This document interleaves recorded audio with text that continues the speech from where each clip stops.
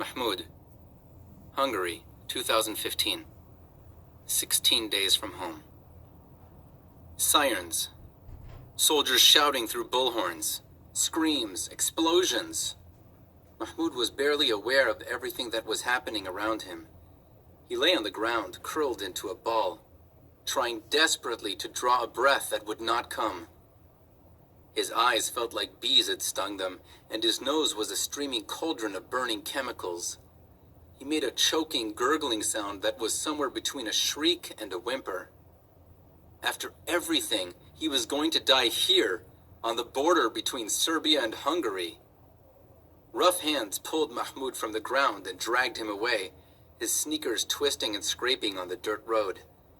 He still couldn't see a thing, couldn't force his eyes to open, but he felt his chest beginning to work again, the barest tendrils of air reaching his lungs. He drank the air in greedily. Then he was thrown to the ground, and someone pulled his hands behind him and tied them together with a thin piece of plastic. It cinched painfully tight, and Mahmoud was lifted again and rolled onto the flat metal bed of a truck. He lay there, still gasping for breath, the plastic zip tie cutting angrily into his wrists as more people were tossed into the truck beside him. Then Mahmoud heard the truck's doors slam and the engine start, and they were moving. Mahmoud's breathing finally came back to something like normal, and he was able to sit up and open his bleary eyes. There were no windows in the van, and it was dark, but Mahmoud was able to see the other 9 men with him, all of them red-eyed and crying and coughing from the tear gas, and all of them handcuffed with zip ties, including Mahmoud's father. "Dad!" Mahmoud cried. He worked his way across the floor of the bouncing van on his knees and fell into his father. They put their heads together. "Where are Mom and Walid?" Mahmoud asked. "I don't know. I lost them in the chaos," Dad said. His eyes were red-ringed, and his face was wet from tears and snot. He looked terrible, and Mahmoud realized he must look just as bad. Mahmoud thought the van would stop soon, but it drove on and on. "Where do you think we're going?" Mahmoud asked. "I don't know. I can't reach my phone," Dad said. "But we've been in this van for a long time. Maybe they're taking us to Austria." "No," one of the other men said. "They're taking us to prison." "Prison? For what?" Mahmoud wondered. "We're just refugees. We haven't done anything wrong."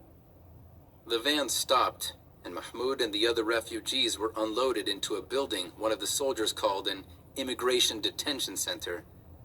But Mahmoud could tell it was really a prison. It was a long, single-story building with a barbed wire fence surrounding it, guarded by Hungarian soldiers with automatic rifles. A soldier cut the zip tie off Mahmoud's wrists. Mahmoud expected the relief to be instant, but instead, his hands went from numb to on fire, like the tingling needles he felt in his leg after it fell asleep, times 1,000.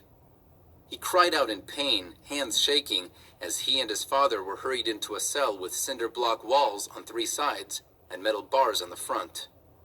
8 other men were pushed inside with them, and up and down the hall, more prison cells were filling with refugees.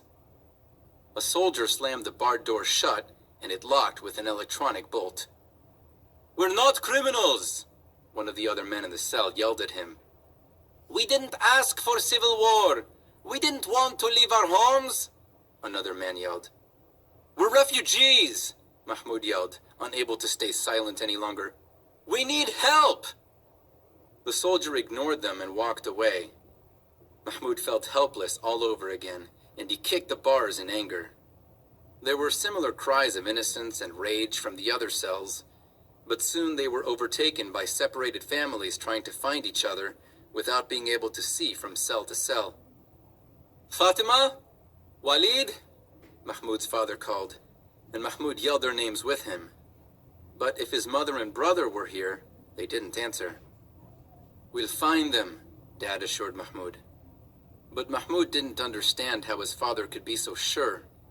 They hadn't found Hana, so what made him think they would find Mom and Walid? What if they had lost them forever? Mahmoud was beside himself. This trip, this odyssey, was pulling his family apart, stripping them away like leaves from the trees in the fall. It was all he could do not to panic. His breath came quick and his heart hammered in his chest. I don't believe it. They took us almost all the way to Austria, Mahmoud's father said, checking his iPhone at last. It's just another hour by car. We're outside a little town in the north of Hungary called Yor. Almost all the way to Austria, Mahmoud thought. But instead of helping them along, the Hungarians had thrown them in prison. Hours passed, and Mahmoud went from panic to frustration to despair. They sat in the cell without food or water, and only one metal toilet attached to the wall. All Mahmoud could think about was Mom and Walid. Were they in some Hungarian prison somewhere too? Or had they been pushed back across the border into Serbia? How would he and Dad ever find them again?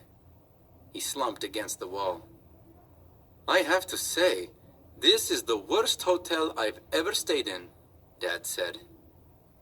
He was trying to joke again. His father was always joking, but Mahmoud didn't think that any of this was funny at all. At last, soldiers with nightsticks came to their cell and told them in Arabic to line up to be processed. We don't want to be processed, Dad said. We just want to get to Austria. Why not just take us all the way to the border? We never wanted to stay in Hungary anyway. A soldier whacked him in the back with his nightstick, and Mahmoud's father collapsed to the ground. We don't want your filth here either, the guard yelled in Arabic. You're all parasites. He kicked Mahmoud's father in the back, and another soldier hit Mahmoud's father again and again with his nightstick. No! Mahmoud cried. No, don't! Stop! Mahmoud begged. He couldn't bear to see his father beaten. But what could he do? We'll do it! We'll be processed, Mahmoud told the guards. That was all it took to surrender. The guards stopped beating his father and ordered everyone to line up. Mahmoud helped his father to his feet. Dad leaned heavily against him, needing his son for support. Together, they shuffled in line along the far side of the hallway, away from the cells. Men and women and children watched them with hopeful eyes as they passed, looking for their husbands and brothers and sons. And then Mahmoud saw them, his mother and Walid. They were in a cell with other women and children. Josef! Mahmoud! Mahmoud's mother cried. Fatima! Mahmoud's father cried with relief, and he stepped toward her. Whack! A soldier clubbed Mahmoud's father with his nightstick, and Dad went down again in a heap. Mahmoud and his mother cried out at the same time. Stay in line! The soldier yelled. Mahmoud's mother reached for them through the bars. Josef! She cried. No, Mom, don't! Mahmoud cried. A soldier clanged his nightstick against the metal bars, and she retreated inside her cell. Mahmoud got his father up again and helped him into what the soldiers called the processing center. There, clerks sat behind long tables taking down information from the refugees.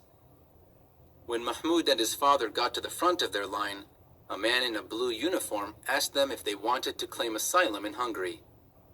Stay here? In Hungary? After you have beaten me? Locked my family up like common criminals? Mahmoud's father asked, fists clenched and shaking. Mahmoud still had to help him to stand. Are you joking? Why can't you just let us go on to Austria? Why do we need to be processed? We don't want to stay here 1 second longer than we have to. The policeman shrugged. I'm just doing my job, he said. Mahmoud's father slammed his hand flat on the table, making Mahmoud jump. I wouldn't live in this awful country even if it was made of gold. The policeman filled in an answer on a form. Then you will be sent back to Serbia, he said without looking up at them. And if you return to Hungary, you will be arrested. Mahmoud's father didn't speak again, not even to make a joke. Mahmoud answered the rest of the clerk's questions about their names and birth dates and places of birth, then helped his father back to their cell with the other inmates. Mahmoud's mother cried out for them again as they passed, but Mahmoud's father didn't acknowledge her, and Mahmoud didn't respond. He knew that would only bring down the wrath of the guards again. Head down, hoodie up, eyes on the ground. Be unimportant. Blend in. Disappear. That was how you avoided the bullies. Josef. Antwerp, Belgium, 1939. 36 days from home. The St. Louis was throwing a party, even bigger than the one it had thrown the night before they'd reached Cuba. This one had the euphoria of more than 900 people who had been at death's door and were suddenly, miraculously saved. Belgium, Holland, France, and England had agreed to divide the refugees among them. None of the passengers were going back to Germany. Joseph's mother wasn't alone on the dance floor anymore.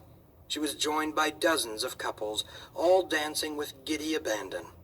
Josef had even taken a turn around the floor with her. Passengers sang songs and played the piano with the orchestra, and one man who knew magic tricks entertained Ruthie and the other little kids in the corner of the social hall. In another corner, Josef laughed as passengers took turns telling jokes. Most of the jokes were about taking holiday cruises to Cuba, but the best was when one of the passengers got up and read from the brochure that advertised the MS St. Louis. "The St. Louis is a ship on which everyone travels securely and lives in comfort," he read. You could barely hear him over the hooting. "There is everything one can wish for," the man read, gasping for breath. "That makes life on board a pleasure. We hope you'll want to travel on the St. Louis again and again." Josef laughed so hard he cried. If he never saw the MS St. Louis again in his life, he would die happy. The next morning, the ship docked at a pier in Antwerp, Belgium. Negotiations between Captain Schroeder and the four countries still took time, and it was a full day later when, under the grim portrait of Adolf Hitler, Josef and his family joined the other passengers in the social hall again to find out where they would be going. Representatives from the four countries sat at a long table at the front of the hall, arguing over which passengers each would take. Every country wanted only the passengers with the best chances of getting accepted by America, so they could ship the refugees back out as quickly as possible. Josef hoped they would get England, because it was the farthest away from Nazi Germany, safe across the English Channel. But when everything was settled, he and his family were assigned to France. They would be among the third group to disembark, after the Jewish refugees going to Belgium and the Netherlands were delivered, but before the last group sailed for Great Britain. The first group left that afternoon. Josef watched with most of the other passengers as the refugees going to Belgium disembarked. Josef didn't want to go to Belgium, but he was jealous nonetheless. Like everybody else, he was ready to get off this ship. "Think of it, we traveled 10,000 miles on board the St. Louis," one of the men leaving for Belgium told the other passengers as he stepped onto the gangplank, "only to end up 300 miles from where we started." The line got a laugh, but a sad one. Josef was all too aware of the long shadow cast by Nazi Germany, and so was everyone else. Still, as long as the Nazis stayed in Germany, they would all be safe, wouldn't they? The next day, 181 passengers disembarked in the city of Rotterdam, even though Holland wouldn't let the St. Louis dock at their pier, just like in Havana. The refugees were taken into town by another ship and escorted by police boats. As they sailed on to France, Josef wandered the decks. The ship had a strange, empty feeling to it. Half the passengers were gone.